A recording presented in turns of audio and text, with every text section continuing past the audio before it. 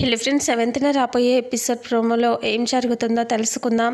విహారీ పంతులు గారితో గుళ్ళో ఇలా చెప్తూ ఉంటాడు. పంతులు గారు, ఇక మొదలు పెట్టండి. అంటే మంచి పని చేయటానికి మంత్రాలు ఉంటాయి, కానీ ఇలా తాళి విప్పటానికి, ఇలాంటి పనులు చేయటానికి మంత్రాలు ఉండవు బాబు అని పంతులు గారు చెప్తారు. ఆ మాట విని విహారీ చూస్తూ ఇలా అంటూ ఉంటాడు. మీరు మంత్రాలు చేయటానికి మంచి పని కాదు అంటున్నారు, కానీ ఈ పని నేను చేయక తప్పదు. ఇంకా తన జీవితం, నీ జీవితంలో వెలుగులు రావాలి అన్నా, మళ్ళీ మా జీవితాల్లో డిస్టర్బెన్స్ కాకూడదు అన్నా, ఇప్పుడు నీ మెల్లో ఈ తాళి విప్పాలి అనేసి లక్ష్మి వైపు చూస్తూ, మీరు మంత్రాలు చదివినా చదవకపోయినా నేను ఈ తాళిని విప్పుతాను అని విహారీ అంటాడు. రా కనకమహాలక్ష్మి అని అనేసరికి సరే అని లక్ష్మి ఏడుస్తూ వెళ్ళి అక్కడ అమ్మవారి ముందు కూర్చుంటుంది. ఇక ఏడుస్తూ లక్ష్మి చూస్తూ ఉంటుంది.